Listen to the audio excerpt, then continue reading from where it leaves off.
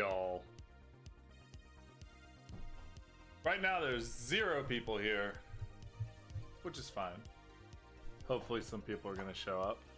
I figured I would go ahead and get things started. Welcome to Metsing Around. Welcome to a... Hey Jens, there you are. Oh, there is someone here. Why does it say 0 viewers? Thanks a lot, Streamlabs OBS. 0 viewers. You're not helping me, Streamlabs OBS. Welcome to the 100 days of tweeting at Mountain Dew live stream. Someone a week ago was like, "Are you gonna do something special for 100 tweets?" And I was like, "Talk about the history of Mountain Dew." So, first things first, we got to get things cracking. I already had a Kickstart, so I already had one of these. This is the reason I'm doing all of this. Mountain Dew makes an amazing drink called Kickstart Pineapple Orange Mango. It is an energy drink, and it's got coconut water as its base ingredient. It is 80 calories a can, and it is delicious.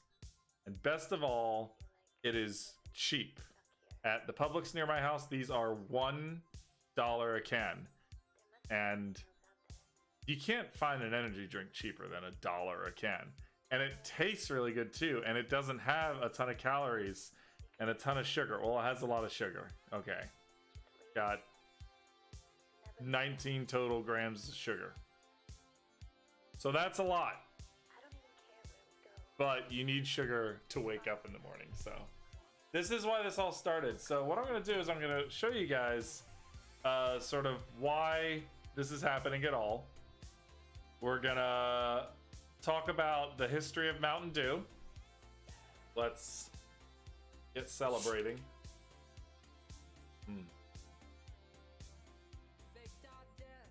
Oh, guys, I really like Mountain Dew. Like, unironically, love Mountain Dew.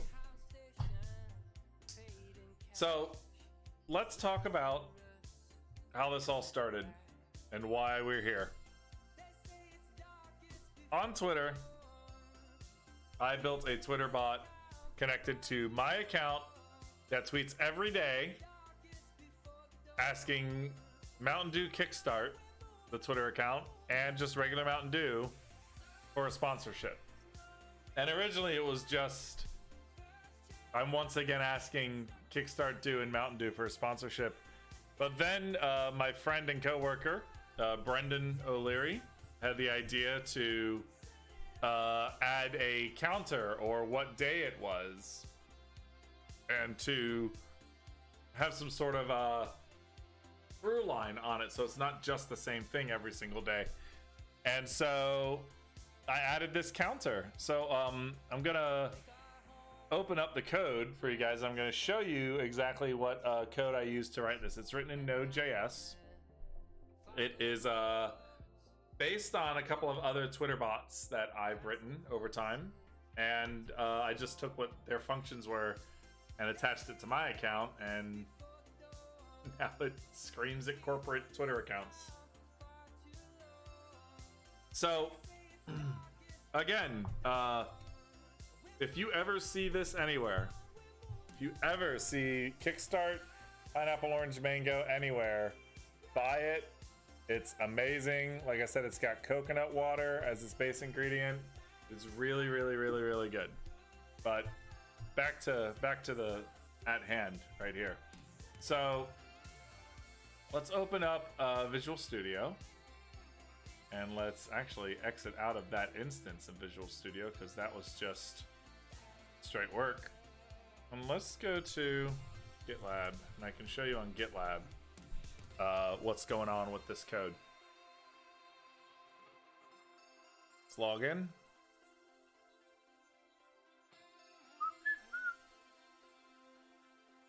So this is, I work for GitLab.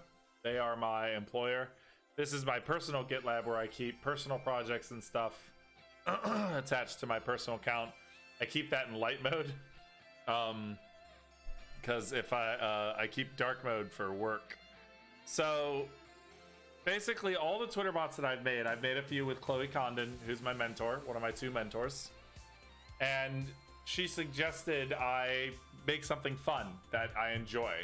When I was talking about learning how to code last year and trying to figure out, excuse me, what I should do, she was like, well, you should make something, but you need to make it fun. You need to make it something that you're interested in, and you need to make it exciting for you. So our first idea, and you can see this has a bunch of JavaScript files in it. The first idea we had was a Shania Twain bot.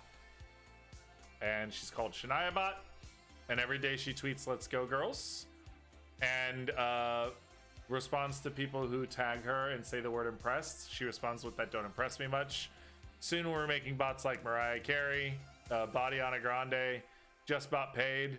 And then I added these two. They don't have a lot of stuff in the README yet.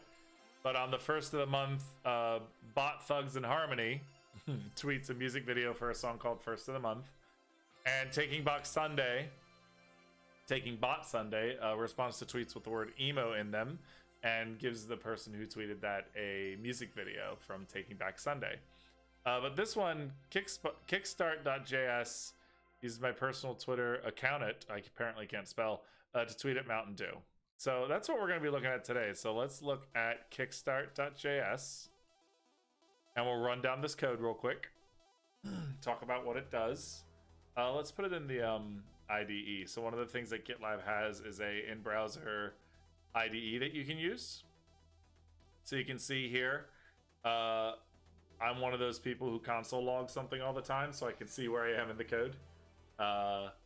It's not best practice, but it is a practice. That makes sense. So I do a console log, do the do, and that's how I know it's running.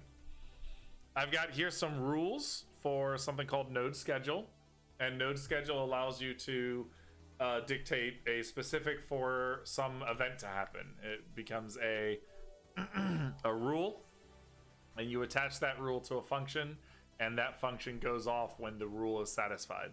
So on this one, it's at 11:17 hour and minute, and that's every day.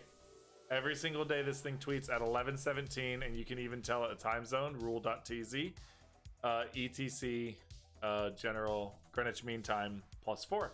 So this means at Eastern time at 11:17 every single day, it tweets something.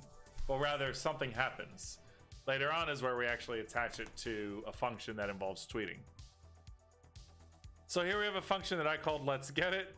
Inside of it, it has all of this stuff. These 4 lines, line 27 through 30, actually create the number for how many days it's been since I've been tweeting. So I create a new date of June 1st, and that's the first day that I remember tweeting at Mountain Dew for a sponsorship. Then we have let date 2 equal a new date, and when you leave date, the date function empty, it returns today. So whatever date today is, it returns that. Then it turns these into, it says get time, and time as a function of how long it's been since, how many milliseconds it's been since, no, how many seconds it's been since computers were born. Which is a funny way of keeping time. And I think I know that story, but I don't know it well enough to tell it. But there's some date in the 70s that's like number of seconds since that time. So I convert both of those into seconds since that day. We take the day counter and we turn it into math.floor. So that rounds down every time. Even if it's like 9.8, it returns 9. And we take difference in time from up here, which is, you know, the number of seconds different between June 1st and today. Multiply it by 1,000. Multiply it by 3,600. Oh, it is milliseconds. Multiply it by 1,000 to get seconds. Multiply it by 3,600 to get hours, and then 24 to get days. And because this is happening at a time that's few more seconds than another, it returns a decimal, and that's why we use math.floor. So math.floor rounds down, and then that turns it into day counter. Now day counter is a number, and today's number was 100. Cheers, I'll drink to that. I drink Diet Mountain Dew because I'm conscious of the amount of aspartame I want in my system, and I want a lot. I like fake sugar. I also like real sugar. But these are weird amounts, and the reason these are like tall bottles. They're like tall and skinny, and they're only 16 ounces, 16.9 fluid ounces. It's a half liter. These half liters come in 6-packs at the store, and the Publix near me has them on sale BOGO right now. You can get 2 6-packs. The reason I like these, actually, when I was in high school, my dad would pack a soda with my lunch, and I started requesting Mountain Dew and Dr. Pepper, and I would just alternate between them. So dad would get me a bottle, but it was these weird skinny bottles. The bottles at school that you could buy of soda at school were 24 ounces. The ones my dad would get me were 20, and so they were like skinnier, and these are even skinnier and taller. But it's just a weird shaped bottle for the ones they have at home compared to like a bottle of soda you'd get from a vending machine that's 24 ounces. So, but this one, you know, this is gonna be my drink throughout the show. I feel extreme already, guys. I feel so extreme. So, back to this. This is post status, and this is just a string of what I want my status to be when Twitter tweets, when my account tweets. So it's been, and then this is called string interpolation. This is how you can input a variable into a string. Days of Asking Kickstart Dude, Mountain Dew for sponsorship, hit me up. And then you'll notice I put a space here at the front. It's always good to start your tweets with something other than a tag, and I'm not tagging directly here, but you need something in front of the tag, otherwise it thinks it's a reply, and it often doesn't tweet it correctly. So then this is the actual, like, getting into it. This uses Twit, which is a kind of a deprecated way of functioning, of interacting with the Twitter API. It's open source, and it's pretty cool. You just up here you require Twit after you've like brought it in as a node package manager. So here's where you require it, and you create an object that takes in a config file, and these config files on here have the keys that you need in order to access the Twitter account.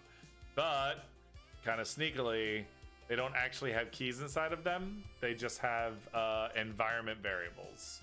And then where I'm hosting my Twitter bots, which is Heroku, I just put the environment variables into there. So let's say we're to pull them. Okay, so t.post, it says I'm posting a status or an update. The status here inside this object, the status is post status, which is right up here. And then you have to put a function in, and it's just 3 things: error, data, and response. So error is if there's an error, it gives you the error. Data is like all of this stuff about about like the tweet, like when was it posted, who posted it, what's the geotag. There's like so much data involved. So it's a lot, so you got to be specific about what you're pulling from data. But here I say if there's an error, put it in the log. Otherwise, give me the data and the text. Just tell me the text of what got posted. Down here, actually I found out that this event listener is not necessary. It's extra text. It's not necessary. Really, all you have to do is define a variable that includes the rule, and the function runs, and it's fine. I don't know why, but it just does. It works. But that's the code for my bot. Now, I told y'all that this was going to be about Mountain Dew, and this is going to be about the history of it. I wanted to talk about the bot first, because that's what got us here. You know, this bot of asking Kickstart and Mountain Dew for a sponsorship. If any of you know someone who works for PepsiCo, it'd be dope if you could be like, hey, this guy who gets like 2 viewers a stream, he would love for you to send him some free Kickstart or some gear or something. But also, no one talks to the Kickstart Twitter account. The last time it tweeted was 2015, and that's back when the there was a Super Bowl commercial called Puppy Monkey Baby.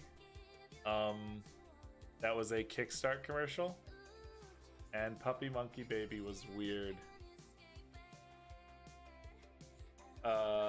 Jeez. It was a weird. Let me pause my music real quick so you guys can see what this is about, because it's wild. It's from the Super Bowl.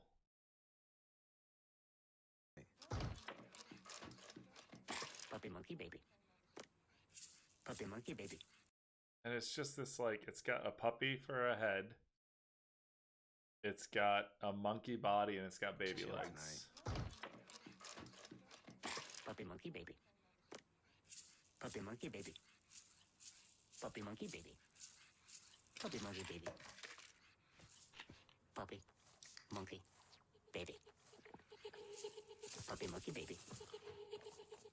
Puppy Monkey Baby. Puppy Monkey Baby. Puppy Monkey Baby. Puppy Monkey Baby. Puppy Monkey Baby. Mountain Dew Kickstart. Dew, juice, caffeine. And that's how they introduced it to the world. Welcome to hell. But yeah, so what was I talking about? Oh, so like this account hasn't done anything in a while. Like nothing. And I don't know why. It's not a popular drink, but it's really good. And so I don't know why. Yeah, it's weird, right, Jens?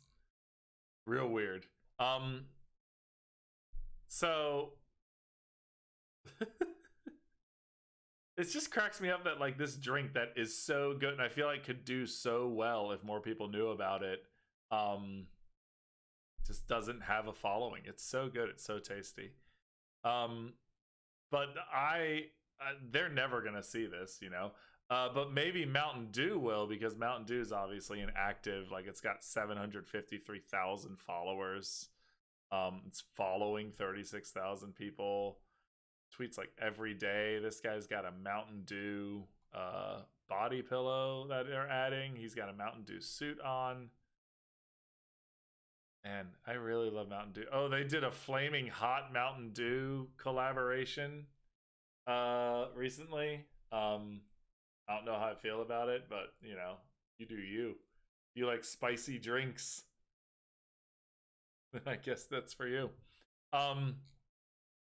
So Mountain Dew responded to one of these tweets one time. It was 31 days ago. No, 31 days ago. It was the 69th day of asking for a sponsorship, and it started a nice chain. Everyone was just saying nice. And Mountain Dew got on and said nice, and I was like, is this happening? And it was not happening. Nothing happened after that. They just said nice, and that was it. But I love it. One of my first favorite, like, non-regular flavored Mountain Dew, which I'm going to talk about the tons of different flavors that Mountain Dew has later. One of my first different flavors was called Code Red. And I have this very vivid memory of in high school, we had these soda machines in the lunchroom, and one day there was Code Red in them, and I'd never heard of this drink. I already liked Mountain Dew, and I saw Mountain Dew Code Red, so I bought one. And when I drank it, it tasted exactly like a Shirley Temple, which is, and let me put some music back on because there's no music happening. Shirley Temple is Sprite or like a lemon lime soda with grenadine syrup added. And like a lot of people my age when we were in elementary school, and in fact, you know what? Let's make this real dew-like and make this some green in the background. I think that's fun. That's fun. Like a lot of people my age, when we went out to drink, oh my God, no wait. When we were kids and we went out to eat, we would want to drink with dinner, and we loved soda, but we also knew that we could get Shirley Temples, and they would put like maraschino cherries inside of it, and you would like drink this like basically like cherry syrup Sprite concoction, and I loved Shirley Temples. I thought they were the best thing in the world.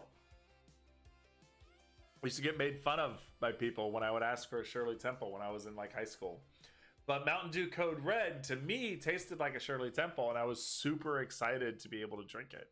So I have this early memory of like getting a Mountain Dew Code Red almost every day in high school, and I know that can't be healthy for me. It's certainly not good for me. But listen, now I drink like a Kickstart and 2 coffees every day, so like whatever. Maybe I'll die young, but it will be extreme when I do. So Mountain Dew is kind of like not like famous for having a bunch of different flavors, but it's definitely got a seemingly larger variety of flavors than the average soda that I know of. So let's take a look and let's see some of these flavors that they have. So there's the regular Mountain Dew, which was created in 1940. It's, you know, if you know Mountain Dew, right? It tastes like citrusy. It's got a kind of a, not actually a green tint. The green bottle does a lot of the color work. If you've ever poured Mountain Dew into a glass, you know it's kind of a weird yellow. A caffeine-free variety, a diet variety, and this is the one that changed everything for me. It was just amazing. Look at this. It increased overall sales by 6%. Whoever did this must have been like, they must have given them their own like room at the company. Like, you get this room, you can do whatever you want in it. So good. Really tasty. Ooh, a Slurpee flavor would have been delicious. They've also got Livewire, which was orange. I remember this was kind of released as like a it felt like a video game thing. It was like Gamer Fuel and stuff. Well, Gamer Fuel's its own thing. We'll get to that later. But Mountain Dew in the 90s really leaned into like extreme sports. It leaned into BMX biking and skateboarding and inline and the X Games and all that stuff. And it was seen as the extreme drink. There was a wild Busta Rhymes Mountain Dew commercial that was really just an interesting choice. But it's very 90s and it's very Mountain Dew. Let's let it load for a second here.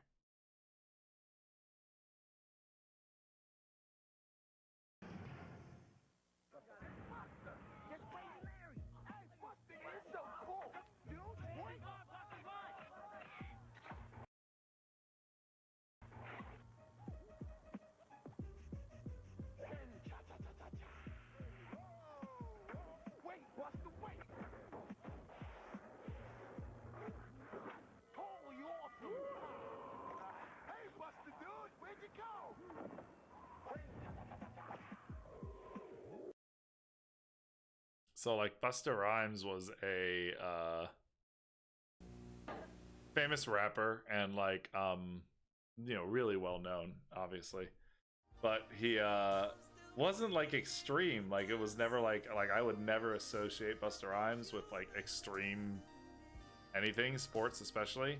But what he was famous for was in his music videos, he would play like multiple characters, and they were directed by Spike Jonze, who was this epic and legendary hip-hop music video director and just director in general.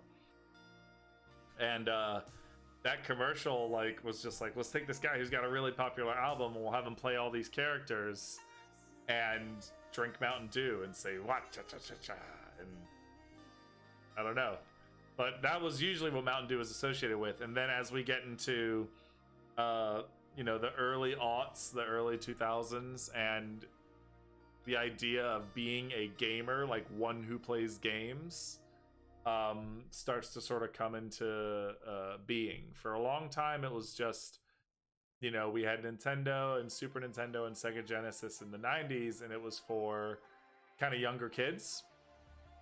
And then as we get into the PlayStation 2, the Xbox, it's those same kids are now growing up, and they still want to keep playing, but they want more mature things like Mortal Kombat, things like the first person shooters that actually show like kind of blood and stuff like that, and it becomes this thing of like there are now people who are gamers, and like it's a personality trait now, and Mountain Dew tapped into that, and Livewire was like one of the first sodas that I think was kind of tapping into that. Pitch Black was grape. It wasn't delicious, but I was trying it. Baja Blast might be one of the most popular and sort of like mystified Mountain Dew flavors. Exclusively available at Taco Bell. And used to only be able to get it out of the fountain. Excuse me. Soda's making me burpy. Only couldn't get it out of the fountain, and there were even like, I think there were like videos online of guys who like were like, I'm gonna get my Baja Blast, and they like rigged a system of a cup that had like a hose underneath it, and it would feed into like a backpack, and it's all hidden inside their shirt, so it would just stand there at the Baja Blast counter, and it would pour into the cup, and it would like fill up like a gallon container in his bag, and then he had Baja Blast at home. But it was like mythologized, and like sort of just, it became this is the best Mountain Dew flavor. It's not. It's, you know, it's okay. Game Fuel is the one that like I said, they started to lean into gamers, and this one's literally like, you drink this when you're playing games. It's like, kinda like, it's like, it's, I don't know, like, I don't, the image of someone sort of hanging out and playing video games all night, like we just kind of associate it with like sodas now, but Mountain Dew is trying to be like, no, it's us, we're the gamers' favorite drink. Voltage, you can see all of these are like citrusy. It's like, you know, citrus cherry, tropical lime. The weird one was definitely the grape. I was like, I don't know where that one came from. The throwback one that was made with real sugar, they actually had the old Mountain Dew packaging on it, and I'll show that in a second. Whiteout, which smooth citrus, I don't even know that one. Electric Apple Solar Flare, a tropical punch, only available at 7-Eleven. Spiked Lemonade. So this has got alcohol, right? No. Oh, it's like spiky because it's got prickly pear. Ice, Berry Monsoon, Ice Cherry. You can see they just keep kind of going. Exclusively at KFC. Maui Burst exclusively at Dollar General. Like, they are getting into it. Mystery flavor in 2019, and the flavor was revealed to be candy corn. So if you wanted candy corn soda, I think that's actually what started coronavirus, was candy corn soda. But look at all the stuff that's coming out in 2020. Voodoo again. Major Melon had a whole Super Bowl tie-in. You can buy that at the store now. They're really pushing that one as super tasty. Baja Punch, Baja Flash, Pina Colada flavored. Oh man, I wonder if I can find that somewhere. Goji, the 1980s. Oh, in Japan. I was like, oh, cool. That's kind of neat. Cake Smash, birthday cake flavored Mountain Dew. Man, that's doesn't sound good. Kickstart though is the one that I really like. That's what I like to drink the most out of these sodas. The best one is absolutely Pineapple Orange Mango. Like I said, it contains coconut water. The local Publix, like I said, near me sells them. It's $1 a can. If I see a bunch on the shelf, I'll buy like a dozen all at once, because it's cheap. Like, it's $1 for energy and great taste and only 80 calories. Like, I'm basically a spokesperson for y'all already. You just need to help me out and give me the energy drinks. There's also Rise Energy. For a time, there was Amp, was their energy. You guys ready for the gingerbread dew in the holiday season? The Riddler's Brew? Wait.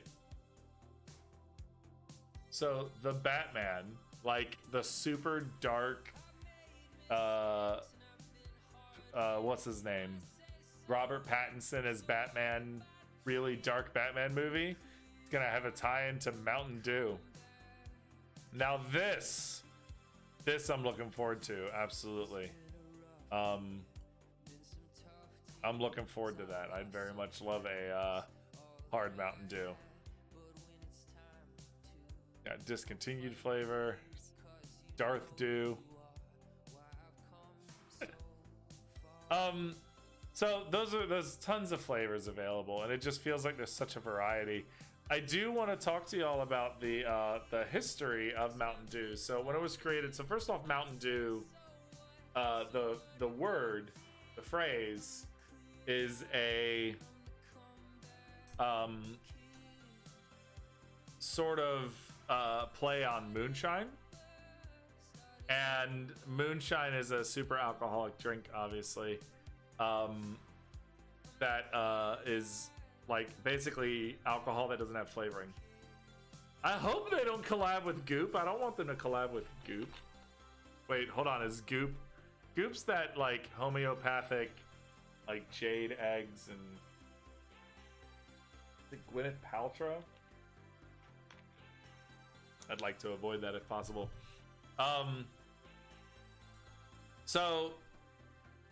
But it was referencing moonshine, and it's called Mountain Dew. And if you look at the original packaging for it, you can actually see that as my computer starts to lag, you can see it's got like an old-timey looking dude on it, like an Appalachian guy. So it's directly referencing that moonshine beet flavored dew. It's directly referencing the Appalachians and moonshine and that kind of thing. And even nowadays, Mountain Dew has a reputation of being a like Appalachian thing. Oh, what is this? Check it out. So yeah, it was started in Tennessee, and it was started in the 1940s, and a man created this soda, and it started out these brothers Barney and Allie Hartman. They developed it to be a mixer. You're supposed to mix it without. That was their thought. They were like, they're gonna mix this with alcohol. And it was the 1940s. So they had a hard time finding a soda to mix with their whiskey, so they made their own, and they came out with this. And Mountain Dew was a 19th century slang term for whiskey, and then it was trademarked in 1948, and it became the soda. They got a deal to bottle it in Tennessee. Coca-Cola asked for input on it, and Coca-Cola said no thanks. A company bought it in 1961. 1964, Pepsi bought that company. And so since 1964, Pepsi has had the rights to Mountain Dew. Cheers, bro. I'll drink to that.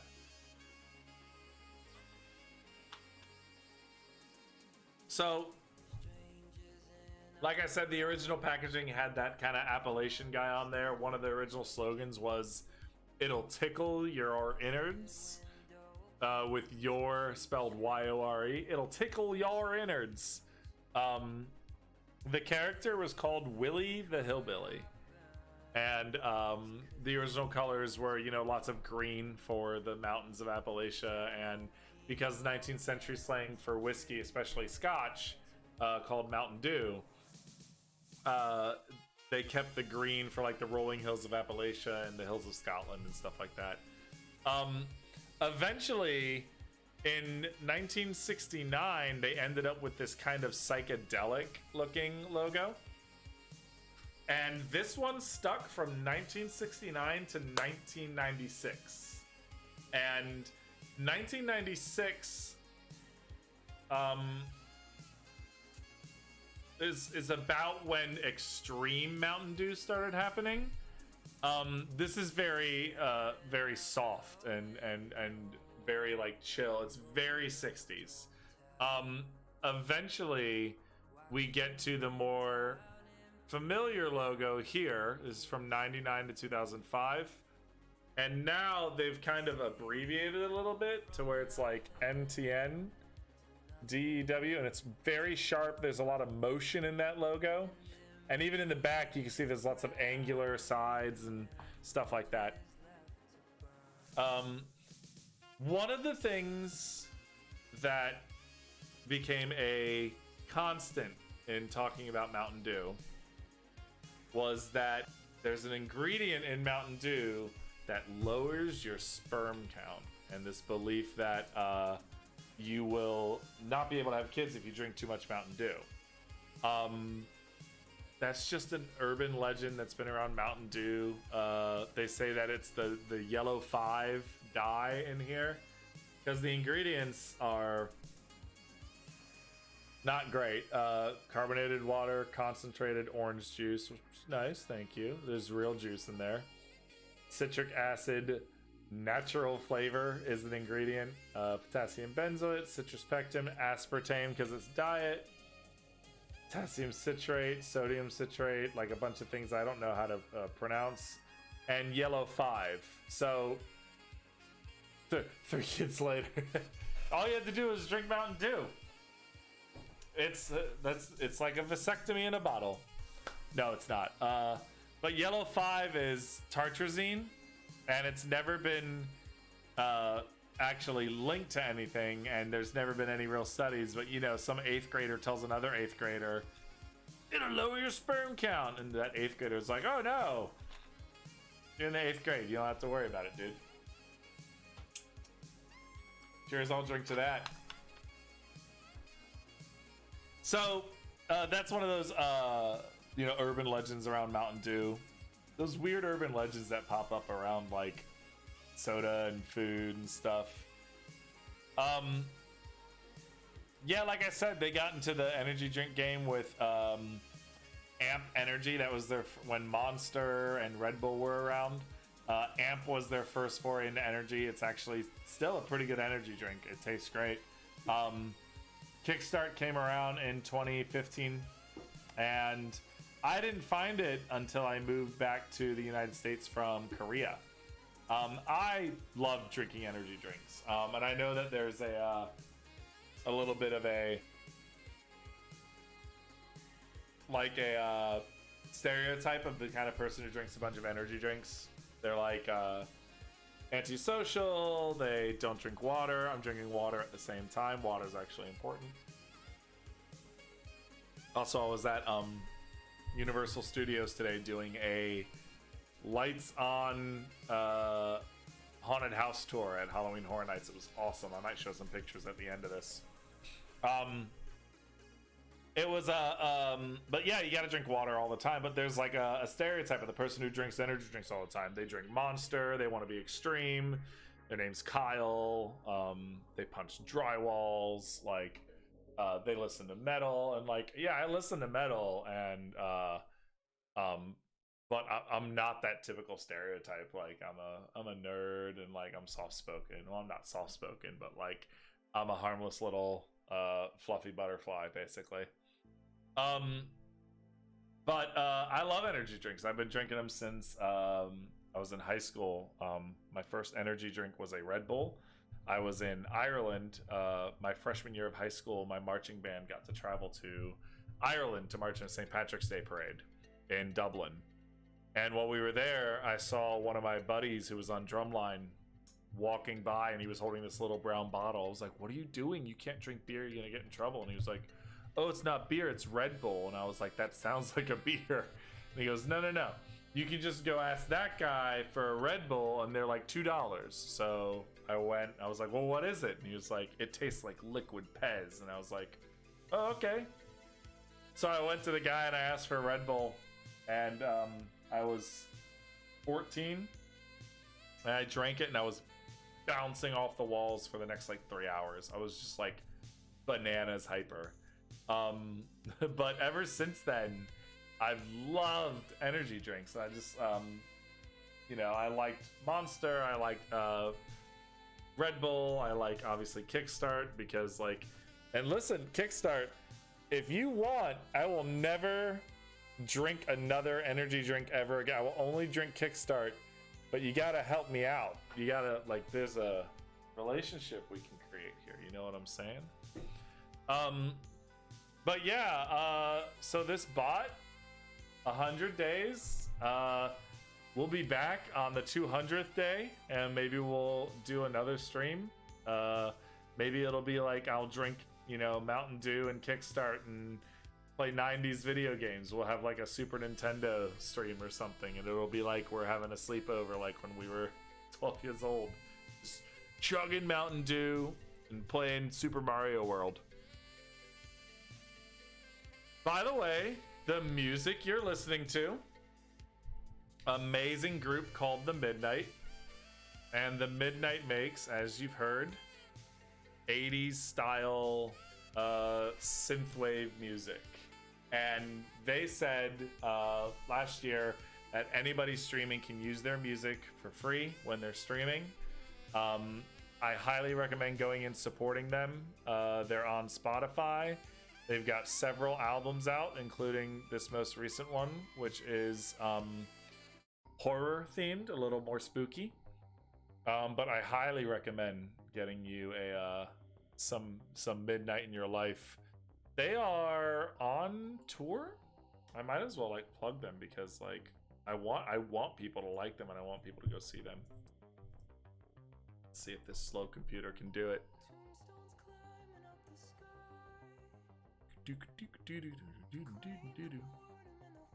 Yeah, so they are playing.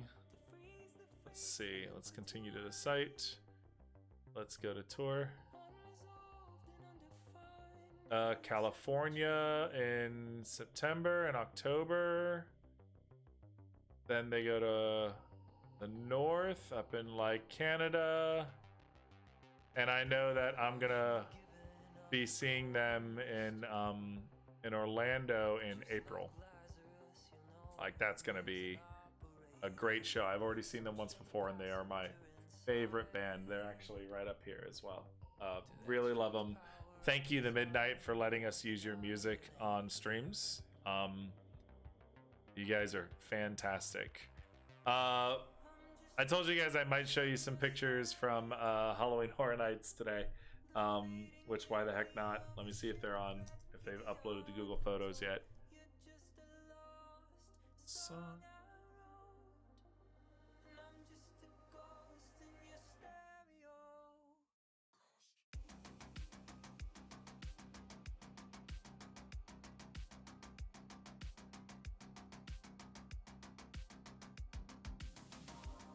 let's see. Let's get into Google Photos.